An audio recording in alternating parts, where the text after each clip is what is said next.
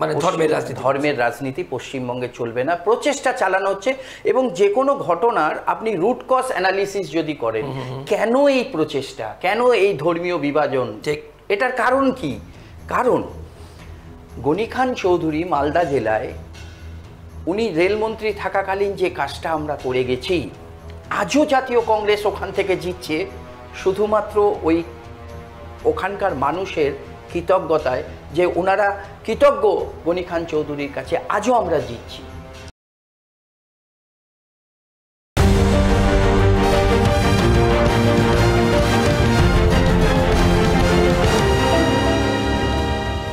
এই অনুষ্ঠান যখন আমরা করছি, এই অনুষ্ঠান শুরু করবার আগেই একটি বিস্ফোরক লাইন দিয়ে আমরা আমাদের আজকের পর্ব শুরু করছি। স্টুডিওতে ঢোকার আগে আজকে যিনি অতিথি আমাদের, কিছুক্ষণের মধ্যে আপনারা তাকে দেখবেন, আর তিনি আমায় বলছেন বাংলার মুখ্যমন্ত্রী বিশ্বাসঘাতক, বাংলার মুখ্যমন্ত্রী বিশ্বাসঘাতকতা করেছেন। এই লাইন দিয়ে কিন্তু তিনি স্টুডিওতে ঢোকার আগে আমাকে বলছেন। তো আমি তাকে জিজ্ঞেস করলাম যে কোন অ্যাসপেক্টে বলছেন। না, আমি দর্শকদের সামনে বলবো, দর্শকদের জানাবো, এবং দর্শকদের সামনেই কেন বলছি তার ব্যাখ্যা দেব। আপনার ট্রাইব ট্রি বাংলায় নীতি নির্ণয় দুর্নীতি দেখছেন, না আপনাদের সঙ্গে আমার নাম শান্তনু। এই যে বললাম বাংলার মুখ্যমন্ত্রীকে বিশ্বাসঘাতক বলছেন, কেন? কারণ তার দলের সঙ্গেই জোটবদ্ধ হয়ে 2011, মানে আজ থেকে 14 বছর আগে এই রাজ্যে ক্ষমতা দখল করে তৃণমূল কংগ্রেস। তিনি মুখ্যমন্ত্রী হন। তারপর বলছেন জগাই, মাধাই, গদাই, মানে এই তিনজনকেই সব ক্ষেত্রেই তিনি বলে থাকেন, এবং তৃণমূল কংগ্রেসের সবাই প্রায় বলে থাকেন। তো মাইক্রোস্কোপ দিয়ে খুঁজতে হয়, কোনো অস্তিত্ব নেই, আরও অনেক কিছু। বুঝতে পারছেন আমি কী মিন করছি কিংবা কি বলতে চাইছি? ভারতীয় জাতীয় কংগ্রেস, প্রদেশ কংগ্রেস আমাদের এই রাজ্যে, সেখানকার এআইসিসি রিসার্চ কোঅর্ডিনেটর ওয়েস্ট বেঙ্গলের আবু শর্মা আমার বাদিকে বসে আছেন। আপনাকে ট্রাইব ট্রি বাংলা এবং নীতি নির্ণয় আর দুর্নীতিতে স্বাগত। আমি প্রথমেই, আপনি আমাকে স্টুডিওর বাইরে যে কথাটা বললেন, আপনি মুখ্যমন্ত্রীকে বিশ্বাসঘাতক বলছেন, কেন?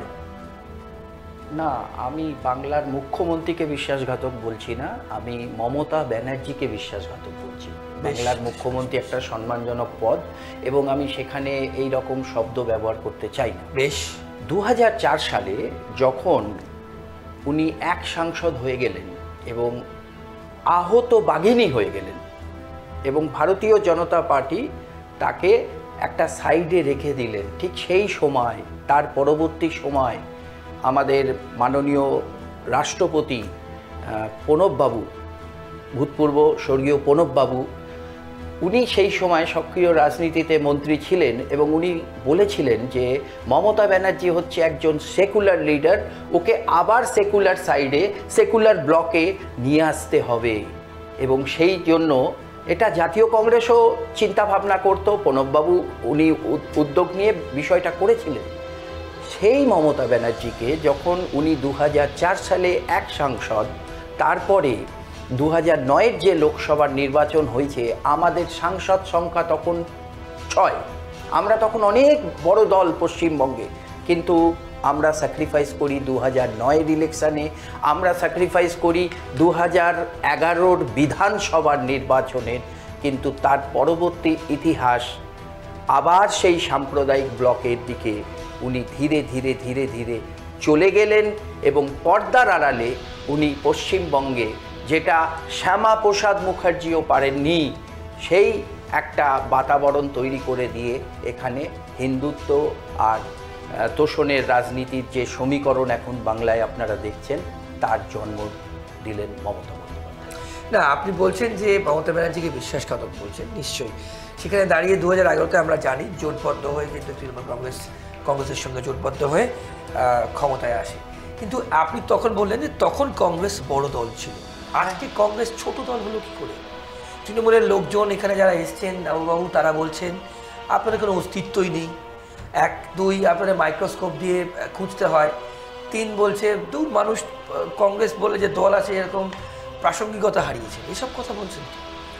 2014 সালে যখন ভারতবর্ষের প্রধানমন্ত্রী নরেন্দ্র মোদী ক্ষমতায় এলেন, মাননীয় নরেন্দ্র মোদী, উনি একটা কথা বলতেন, কংগ্রেস মুক্ত ভারত। উনি সব জায়গায় এই কথাটা ব্যবহার করতেন, বিজেপির সমস্ত লিডাররা ব্যবহার করত। কিন্তু আজ আপনি দেখুন, আবার মানুষের ভোটে আমরা একটা শক্তিশালী বিরোধী হয়ে আমাদের আসন সংখ্যা প্রায় দ্বিগুণ করে আমরা লোকসভায় 2024-এ ফিরে এসেছি।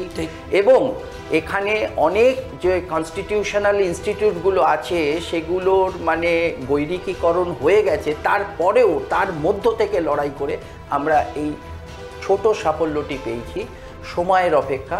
জাতীয় কংগ্রেস কোনো সংগঠন নয়। আপনারা তৃণমূল কংগ্রেস এটাই বারবার ভুল করছে। জাতীয় কংগ্রেস স্বাধীনতার আগে দেখুন, স্বাধীনতার পরে দেখুন, ভারতবর্ষের মানুষই জাতীয় কংগ্রেস। এবং সময়ে সময়ে আমাদের হয়তো ভারতবর্ষের মানুষ ক্ষমতা থেকে দূরে সরিয়েছে, সেটা সাময়িক। আজকে তৃণমূল কংগ্রেসের যে ভোট ব্যাংক আছে, সেখানে যদি আপনি এই ভোটারদের মানসিকতা দেখেন, তারা সব জাতীয় কংগ্রেসের মানসিকতা মনের মধ্যে পুষে রেখেছেন। আপনি হয়তো আপনার প্রত্যেকটা দেশের যেমন একটা ইতিহাস থাকে, আপনারও ফ্যামিলির একটা ইতিহাস আছে। আপনি যদি আপনার পরিবারের নিজস্ব ফ্যামিলির ইতিহাসটাকে একটু পিছোতে যান না কোনো একটা জায়গায়, আজকে আপনি হয়তো শহর কলকাতার কোনো বহুতলে থাকেন, কিন্তু আপনার পরিবারের ইতিহাসে আপনি যদি একটু পেছোতে থাকেন, আপনি জাতীয় কংগ্রেসের অস্তিত্ব খুঁজে পাবেন না আপনার পরিবারের মধ্যে। সে বিষয়ে কোনো আমি কখনো বলবো না, সে বিষয়ে কোনো চিন্তার কারণই নেই, অবকাশ নেই, নিশ্চয়ই। কিন্তু কথা হচ্ছে বাবু, আমি যেটা আপনাকে জিজ্ঞেস করছি সেটা হচ্ছে 2026 ভোট তো আসছে। এইবার মানুষের মনে প্রশ্ন, আপনারা কি করবেন? ধর্ম নিয়ে কিন্তু এখন ধর্মযুদ্ধ চলছে। এই মুহূর্তে দাঁড়িয়ে বঙ্গ রাজনীতি, বঙ্গের মানুষ ধর্মযুদ্ধ দেখছে। কিভাবে দেখছেন আপনারা? আপনাদের দলের আপনারা কি দেখেই যাচ্ছেন যেখানে শুভেন্দু অধিকারী বনাম হুমায়ুন কবির, আরও অনেক বিতর্কিত স্টেটমেন্ট, চ্যাংদোলা ঠুসো গঙ্গার জলে ভাসিয়ে দেবো, মুখ্যমন্ত্রী ফুরফুরা শরীফে যাওয়া, আপনাদের দলের তো কোনো মুভমেন্টই দেখতে পাচ্ছি না। কিভাবে দেখছেন? না, আপনি কি বললেন? একটা ধর্মযুদ্ধ বললেন। ধর্মযুদ্ধ বললাম। আচ্ছা, একটা ধর্ম সংকট বলেও তো একটা কথা আছে না বাংলা অভিধানে, ধর্ম সংকট। আমাদের যে নতুন সভাপতি হয়েছেন শুভঙ্কর সরকার, মাননীয় প্রদেশ সভাপতি, আপনি ওনার 10 বছরের উনি যেখানে যা ভিডিও স্পিচ দিয়েছেন, বাইট দিয়েছেন, আপনি আমার সামনে নিয়ে আসুন। এবং ওই 10 বছরের ভিডিও স্পিচে কোথাও যদি আপনি একটা অপশব্দ খুঁজে দিতে পারেন, একটা বাজে শব্দ খুঁজে দিতে পারেন, আমি চ্যালেঞ্জ নিয়ে এখান থেকে রাজনীতি ছেড়ে চলে যাব। বাংলার রাজনীতির যেটা একটা ট্র্যাডিশন ছিল, যেটা সংস্কৃতি ছিল, মেদিনীপুরে আপনারা জানেন যে ডাক তোর বাপকে ডাক, অভিষেক ব্যানার্জি বলছেন। একজন সিনিয়র এমপি, হতে পারে তিনি অন্য দল করেন, কিন্তু একজন সিনিয়র এমপিকে ওখানে গিয়ে কাঁথির ওইদিকে গিয়ে বলছে ডাক তোর বাপকে ডাক। মুখ্যমন্ত্রী বিধানসভা থেকে বেরোচ্ছে, বিরোধী দলনেতা চোর চোর চোর বলে চিল্লাচ্ছে। এইটা বাংলার সংস্কৃতি? তো বাংলার মানুষ আজ ধর্ম সংকটে আছে। বাংলার মানুষকে এগিয়ে আসতে হবে। জাতীয় কংগ্রেস শুভঙ্কর সরকারের নেতৃত্বে আমরা নিয়মিত আন্দোলন করছি এবং আমরা ধীরে ধীরে, আপনাকে একটা কথা প্রথমেই আমি বলেছি যে বাংলার মানুষের যে নিজস্ব ইতিহাস আছে, প্রত্যেকটা পরিবারের নিজস্ব ইতিহাস আছে, সেটা বামপন্থী হোক, সেটা আর কোনো রাজনৈতিক দলে হোক, প্রত্যেকটা ইতিহাসে আমাদের স্মৃতিটা চাপা পড়ে আছে। আমরা শুভঙ্কর সরকারের নেতৃত্বে 26-এ সেই যে সাম্প্রদায়িক শক্তির যে বালি চাপা দিয়ে রেখে দিয়েছে আমাদের ইতিহাসটাকে, আমরা সেটাকে সরিয়ে দেব। এবং বাবাদের সঙ্গে নেবেন নাকি? দেখুন, এটা আমরা এখন আমাদের যা সিদ্ধান্ত হয়েছে, আমরা আমাদের মতন করে আগে সংগঠনটাকে চাঙ্গা করি। যে আমাদের সাংগঠনিক দিক থেকে কিছু আমাদের অনেক বড় বড় লিডার যারা আমাদের মানে নিহত হয়েছেন, প্রাণে মানে মারা গেছেন, তারপর একটা সাংগঠনিক সংকট দেখা দিয়েছিল এবং তারপর জাতীয় কংগ্রেস পরিকল্পনা করে আগে অধীরদার মাধ্যমে এই সংগঠনটাকে কিছুটা চাঙ্গা করে তারপর শুভঙ্কর সরকার মাননীয় প্রদেশ সভাপতি তাকে অভিজ্ঞ করে আমরা মাঠে নেমেছি। তো জাতীয় কংগ্রেস যখনই কোনো পরিকল্পনার মাধ্যমে চলে, ওরা সাময়িক ক্ষমতার জন্য ভারতীয় জনতা পার্টির মতন কাটোগে তো বাটোগের রাজনীতি বা বাটোগে তো কাটোগের রাজনীতি আমরা করি না। তো আমাদের যে দীর্ঘমেয়াদী হিন্দুত্ব নিয়ে এখন যা চলছে, আমি তাই জন্য প্রথমে আপনাকে জিজ্ঞেস করলাম, হিন্দুত্ব নিয়ে যা চলছে, মানে সব হিন্দু এক হও, 26-এ বিজেপিকে আনো, হিন্দু হিন্দু ভাই ভাই, 26-এ বিজেপিকে চাই, তাহলে আপনাদের ন্যারেটিভ কি হবে? হিন্দু হিন্দু ভাই ভাই, কংগ্রেসকে আর দরকার নাই? এই হিন্দুত্বর প্রশ্নে আপনি যদি বলেন, এটা পশ্চিমবঙ্গে নতুন নয়, এটা শ্যামাপ্রসাদ বাবুও চেষ্টা করেছিলেন।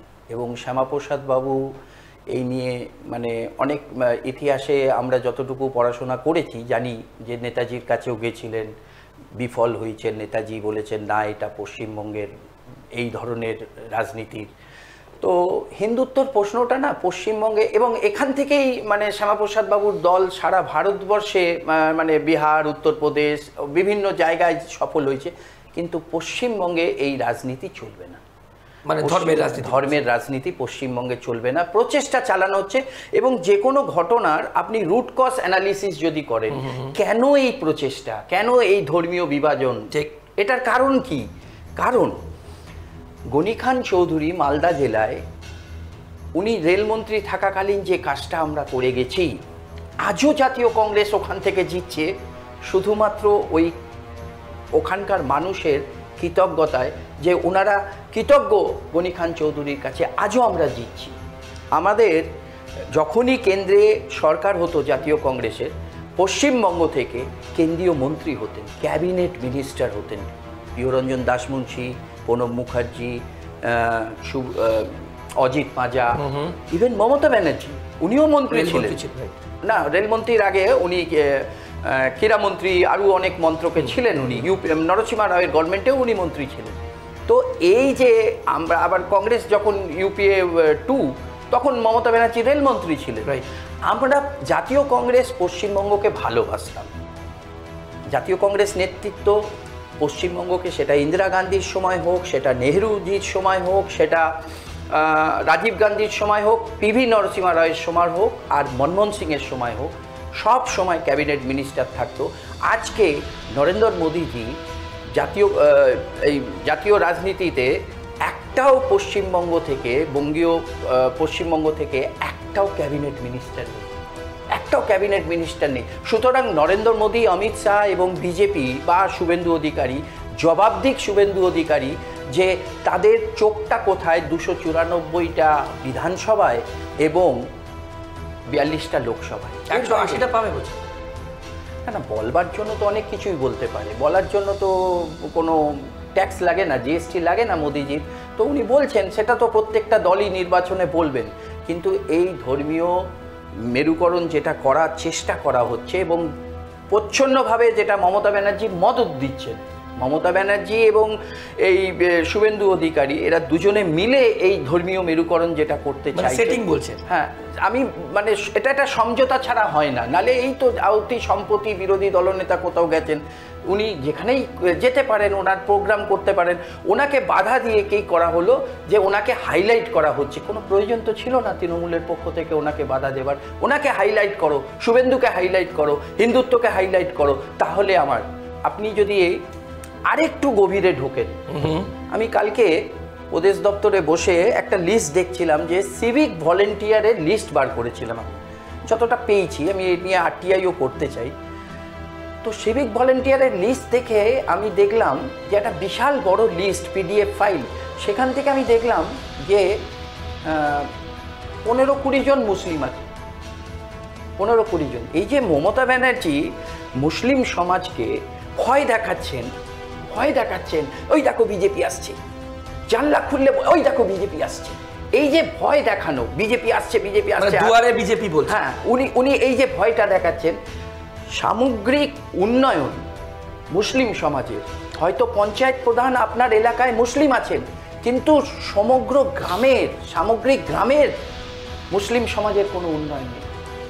যে সাচ্চার কমিটির রিপোর্ট নিয়ে মমতা ব্যানার্জি বিরোধী দলনেত্রী থাকাকালীন উনি ঘুরতেন, সেই সাচ্চার কমিটির ইমপ্লিমেন্ট কি মমতা ব্যানার্জির আমলে হয়েছে? ঠিক। আজকে মুসলিমরা কি চাকরি পাচ্ছে? আজকে তো গভর্নমেন্ট জব নেই, কন্ট্রাকচুয়াল জব।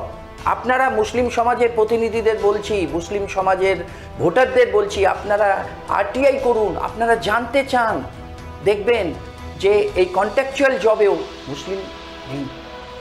সুতরাং ভারতীয় মুসলিম তোষণ করেন না বলছেন। মুসলিম তোষণটা ওনার রাজনীতি, কিন্তু জাতীয় কংগ্রেস যেটা ভাবতো যে সামগ্রিক উন্নয়ন কিভাবে হতে পারে, বাস্তবে সেটা করেন না, বাস্তবে সেটা করেন না। এখানেই তো সমস্যা। শুধু ওনাদের এই যে বিজেপির কেন শুভেন্দুর উপর হামলা করতে হয়, কারণ এই যে মুসলিম সমাজের ভোটার আছে তাদের একটা ভয় দেখানো, ওই দেখো দরজা খুললেই শুভেন্দু। এইটাই বেশ, কিন্তু কিন্তু কিন্তু একটা কথা জিজ্ঞেস করি আপনাকে, সেটা হচ্ছে যে কেন্দ্রীয় সরকার তো বলছে আপনারা মুসলিম তোষণ করছেন। আমরা সংবিধান নিয়ে চলছি। আপনারা করেন না?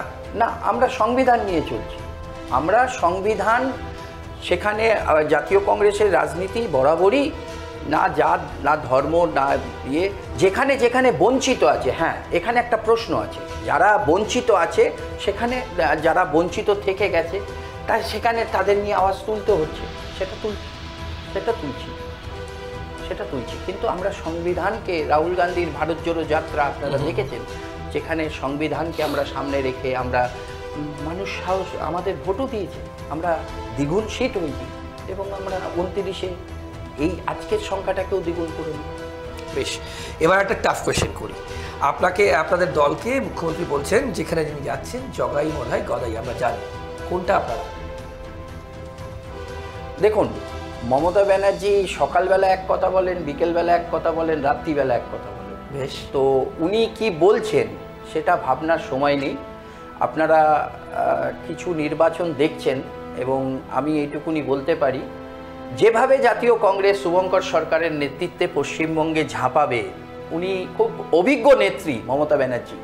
উনি জানেন যে ওনার ভোটারদের মধ্যে অধিকাংশর মনটা কংগ্রেসে পড়ে আছে এবং হয়তো নেতা এবং ভোটারদের মধ্যে অধিকাংশের মন কংগ্রেসে পড়ে আছে। তো এ বিষয়ে হতে পারে অধিকাংশ কংগ্রেস থেকে তৃণমূল, কিন্তু মন পড়ে থাকলে আঙুলটা যাচ্ছে তৃণমূলে। না, এইটা আর যাবে না, এইবারে আর যাবে না। এখন উনি জানেন, উনি অভিজ্ঞ ব্যক্তি, উনি দীর্ঘদিন কংগ্রেস করেছেন এবং উনি জানেন যে এআইসিসি কিভাবে পশ্চিমবঙ্গে ঝাঁপাবে, কি করবে, এবং সেগুলো শুভঙ্কর সরকারের নেতৃত্বে পশ্চিমবঙ্গে কিভাবে কাজকর্ম শুরু হয়ে গেছে উনি তার আভাস বুঝে গেছেন। এবং খুব অবাক হব না আমি আপনার এই চ্যানেল থেকে বলে যাচ্ছি, 2026-এ মে মাসের পর হয়তো ওনার নামের পাশে প্রাক্তন শব্দ দিয়েছিল। মানে আপনি, আপনাদের দল আর শুভেন্দুবাবু ওনাকে প্রাক্তন করতে পারেন। আমি তো আমার জন্য লড়বো, আমার পশ্চিমবঙ্গটা তো আমার দলের যে শক্তি বৃদ্ধি করবার জন্য আমি যদি ঝাঁপাই, তাহলে অপশন কে? আমি আপনাকে জিজ্ঞেস করি, যদি প্রাক্তন হন না। আচ্ছা বলুন, বলুন একটা কথা বলুন প্লিজ। আপনি একটা নিউজ চ্যানেল চালাচ্ছেন, আপনি আপনার ভিউয়ার্স বাড়াচ্ছেন, আপনার ভিউয়ার্স বাড়ার জন্য আপনার কার ভিউয়ার্স কমে যাচ্ছে সেটা আপনি দেখতে যাবেন?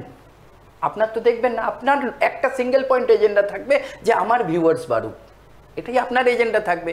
তো আমরা জাতীয় কংগ্রেস পশ্চিমবঙ্গে মাননীয় প্রদেশ সভাপতি শুভঙ্কর সরকারের নেতৃত্বে আমরা ঝাঁপাবো। আমাদের আমরা যেরকম, যেখানে আমাদের মালদা, মুর্শিদাবাদ, উত্তর দিনাজপুর, যেখানে যেখানে আমাদের পকেট ছিল, যেখানে যেখানে আমাদের শক্তি ছিল, তৃণমূলের অপশাসন বিভিন্নভাবে বিভিন্ন ধরনের কেস দিয়ে, আমাদের যে অভিযোগ আছে অনেক জায়গায় বিভিন্ন ধরনের কেস দিয়ে আমাদের দলীয় কর্মীদের নিয়ে গেছেন, ফিরিয়ে নিয়ে গেছেন তাদের দলে।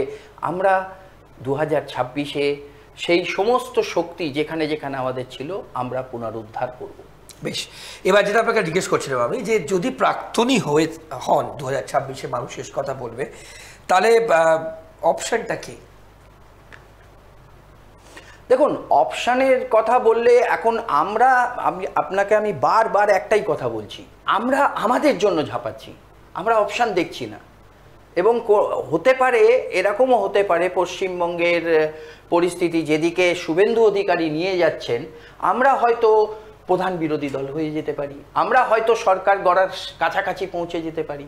তো সেটা তো সময়ের খেলা, রাজনীতির সম্ভাবনার খেলা। সুতরাং এই মুহূর্তে এখানে বসে তো বলা সম্ভব নয়, আমরাও হয়তো সরকারের কাছাকাছি পৌঁছতে পারি। তো সেটা আমরা কিভাবে করব, আমাদের নিশ্চয়ই নেতৃত্ব প্ল্যানিং করছেন, তো সেখানে আমরা যেটা ভাববো তার থেকে বেশি হয়তো বাংলার মানুষের আশীর্বাদ পেয়ে যাব, কিন্তু এটা তো নিশ্চিত 26-এ আমাদের দিদিমণি প্রাক্তন হয়ে যাচ্ছেন।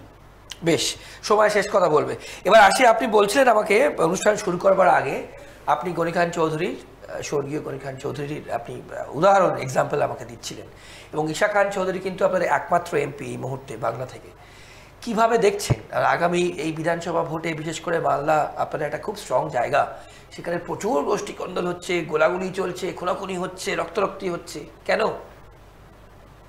সেটা তো মালদার মানুষ দেখছেন যে তৃণমূলের কিভাবে মানে হুমকি দিয়ে তাকে আগাম বলা হচ্ছে, তারপর তাকে পুলিশ প্রোটেকশন দেওয়া হচ্ছে না।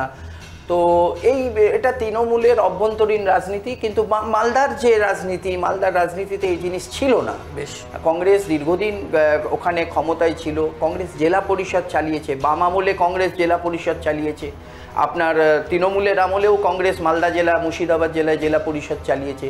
তাহলে আপনি 1 টাকার দুর্নীতি, 1 টাকার দুর্নীতি, আপনারা তো বিরোধী দলনেতাকে দেখেছেন টাকা নিতে, আপনারা তো প্রফেসরকে দেখেছেন, পদার্থবিজ্ঞানের প্রফেসর না কে আছেন, ক্যামেরায় টাকা নিতে, কিন্তু তৃণমূল কংগ্রেস বা বামফ্রন্ট কেউ কি বলতে পেরেছে মালদা জেলা, মুর্শিদাবাদ জেলা, আমরা যেখানে জেলা পরিষদ চালিয়েছি আমরা 1 টাকার দুর্নীতি করেছি? কোনো অভিযোগ নেই। তো সুতরাং আমাদের কাছে তো বাংলার মানুষের কাছে এখন ধর্ম সংকটের রূপে ওরা কংগ্রেসকে ফিরিয়ে আনবে বাংলার মানুষ। আমরা কোনোদিন অভিযোগ করিনি, আমরা 50 বছর ধরে, হয়তো 50 বছরের কাছাকাছি সময় আমরা বাংলার মানুষ আমাদের জেতাইনি। কিন্তু আপনি জাতীয় কংগ্রেসের যখন তৃণমূল কংগ্রেস 7টা সিট পেল, জ্যোতিবাবু বলেছিলেন মানুষ ভুল করলেন, জ্যোতিবাবু এই মন্তব্য করেছিলেন। তো মানুষ ভুল করলেন এই মন্তব্য জ্যোতিবাবু করেছিলেন, তার মন্তব্য কিন্তু সঠিক হলো, আজকে প্রমাণিত হলো যে মানুষ ভুল করলেন, কারণ আরজি করের অভয়া বিচার পেল না। কিন্তু আমাদের জাতীয় কংগ্রেস কোনো দিন বাংলার মানুষকে বলেনি যে মানুষ ভুল করলেন। আমরা একটার পর একটা নির্বাচনে হেরেছি, আমরা শুধু অপেক্ষায়। আজও আপনি কি মানুষকে বলছেন না যে 2011-তে জোট করে আপনারা ভুল করেছেন? না না না না, 2011-তে আমি তো বারবার বলছি যে মমতা ব্যানার্জি বিশ্বাসঘাতকতা করেছেন আমাদের সঙ্গে। মানুষ তো আমাদের সাথে ছিল। আক্ষেপ করেন জোটে? হ্যাঁ, এটা তো হতেই পারে। আমরা যে নীতি নিয়েছিলাম, আমাদের নেতৃত্ব যে নীতি নিয়েছিলেন যে একটা বিজেপির থেকে বেরিয়ে আসুক মমতা ব্যানার্জি, একটা সেকুলার শক্তি বাংলায় থাকুক, কিন্তু ওনার মনে কি ছিল সেটা তো আমরা বুঝতে পারি, আমাদের নেতৃত্ব হয়তো বুঝতে পারে। আচ্ছা বেশ, বাবু আপনার রাজ্যে তো তৃণমূলকে শত্রু, স্বাভাবিক কথা, আপনি যেভাবে বলছেন দুর্নীতির কথা আমরা প্রত্যেকে জানি, কেন্দ্রে বন্ধু হয়ে যাচ্ছে কি করে? কেন্দ্রে বন্ধুর ওটা দেখুন, কংগ্রেস এমন একটা পার্টি না, কংগ্রেস পার্টিটার একটাই তো এজেন্ডা থাকবে। না না না, কংগ্রেস পার্টিটা ভারতীয় জনতা পার্টির মতন একটা গ্যাস চেম্বার নয়। গ্যাস চেম্বার নয় যে ওখানে একদম মাস্ক পরে তোমাকে বসে থাকতে হবে, অমিত শাহ যা বলবেন, নরেন্দ্র মোদী যা বলবেন, এর বাইরে তুমি কোনো কথা বলতে পারবে না। ভারতীয় জনতা পার্টিতে গ্যাস চেম্বার। জাতীয় কংগ্রেস সবাই তো, জাতীয় নেতৃত্ব হয়তো মনে করেছেন সাম্প্রদায়িক শক্তির বিরুদ্ধে লড়াইয়ের জন্য তৃণমূলকে চাই, কিন্তু আমাদের অধীর দা, আমাদের শুভঙ্কর দা, এনারা পশ্চিমবঙ্গের একটা কংগ্রেস কর্মী আপনি খুঁজে পাবেন না পশ্চিমবঙ্গে যে মমতা বন্দ্যোপাধ্যায়ের সঙ্গে জোট করতে প্রস্তুত। নেতৃত্ব তো আলাদা প্রশ্ন, একটা কংগ্রেস কর্মী খুঁজে পাবেন না। তো কিন্তু হাইকমান্ড যা বলবে আপনারা তো সেটা মেনেই চলেন না। হাইকমান্ড তো আমাদের, আমি কেন বললাম যেহেতু দিল্লিতে বন্ধু রাজ্যে, হাইকমান্ড আমাদের পূর্ণ স্বাধীনতা দিয়েছেন। অদিতদা বলেছেন যে আমি তৃণমূলের সঙ্গে লড়বো না, তৃণমূল কংগ্রেস তো আমাদের বলেছিল 2টো সিট নিয়ে নাও। অদিতদা তো আরাম কেদারায় বসে পার্লামেন্টে চলে যেতেন, উনি পার্লামেন্টের সিটটাকে স্যাক্রিফাইস করেছেন, উনি নির্বাচনে পরাজিত হয়েছেন, কিন্তু বাংলার মানুষ এই অভয়ের মায়ের কান্না সঙ্গে সমঝোতা করেননি। এটা বাংলার মানুষ, এই ইতিহাস উনি যে স্যাক্রিফাইস করেছেন, এই ইতিহাস বাংলার মানুষ আগামী দিনে মনে রাখবে। না, আমি একটা শব্দ বলে বোধহয় একটু ভুল করলাম আপনাকে, যে শত্রুটি রাজনীতিতে প্রতিপক্ষ হয়, সুতরাং রাজ্যে প্রতিপক্ষ, দিল্লিতে বন্ধু। শত্রু শব্দটা হয়তো আমার বলা ঠিক হয়নি, তার জন্য আমি ক্ষমা প্রার্থী আপনাদের কাছে, আমি আপনার দলের কাছেও, আপনার কাছেও, যে রাজ্যে প্রতিপক্ষ এবং কেন্দ্রে বন্ধু, এটাই আমার মেন কোয়েশ্চেন। আপনি সে উত্তর দিলেন। এবার আসি অন্যটি প্রসঙ্গে। এই যে ধরুন এত দুর্নীতি হচ্ছে, বাংলার মানুষজন দেখছেন, বিরোধীরা আপনারা এসে বলছেন, এখানে কিন্তু কংগ্রেসের আপনার দলের মুখপাত্র আছেন, বামফ্রন্টের মুখপাত্র এসছেন, তৃণমূলের এসছেন, বিজেপির এসছেন, সবাই। কিন্তু আমার প্রশ্ন হচ্ছে যে এত দুর্নীতির অভিযোগ, এত ভুরি ভুরি দুর্নীতির অভিযোগ হচ্ছে, শিক্ষা দেখুন, স্বাস্থ্য দেখুন, খাদ্য দেখুন, সব কিছু, ধর্মই কিন্তু সবার আগে টপকে একদম প্রায়োরিটি লিস্টের এক নম্বরে। না দেখুন, আপনি নির্বাচন সংক্ষেপে বলবেন। নির্বাচনটা এখন না 2020-র মতন হয়ে গেছে, 2020-র মতো হয়ে গেছে। 2020-র মতন হয়ে গেছে। এখন 2-3 মাসের মধ্যে মানুষের পারসেপশন তৈরি হয়, পারসেপশন চেঞ্জ হয়। আগের মতন ওই দীর্ঘমেয়াদী সময় নিয়ে নির্বাচনের লড়াই হতো না।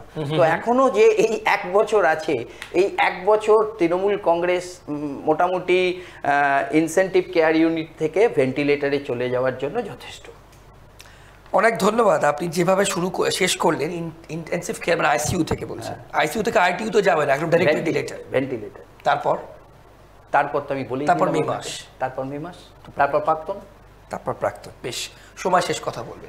অনেক ধন্যবাদ আপনার সময়ের জন্য। নমস্কার। আপনারা শুনলেন, আমরা কিন্তু প্রদেশ Congress AICC all India Congress committee research coordinator পশ্চিমবঙ্গের দায়িত্বপ্রাপ্ত আবু শর্মাকে আজ আপনাদের সামনে নিয়ে এলাম, এবং আমরা কিন্তু তার সঙ্গে খুব গুরুত্বপূর্ণ বিষয় নিয়ে আপনাদের সঙ্গে আলোচনা করলাম। কংগ্রেসের কি স্ট্যান্ড, প্রদেশ কংগ্রেস কি করবে, এখানে রাজনৈতিকভাবে প্রতিপক্ষ দিল্লিতে বন্ধু কেন, এসব নিয়ে আলোচনা করলাম। এবং ধর্ম নিয়ে কংগ্রেসের কি স্ট্যান্ড, এই রাজ্যে এখন এই মুহূর্তে হিন্দুত্ব নিয়ে যা শুরু হয়েছে তা নিয়ে তারা কি ভাবছে, আগামী দিনে তাদের কি প্ল্যান, আবার কি জোট হচ্ছে বামফ্রন্টের সঙ্গে, সবটাই আপনারা দেখলেন, জানলেন এবং শুনলেন।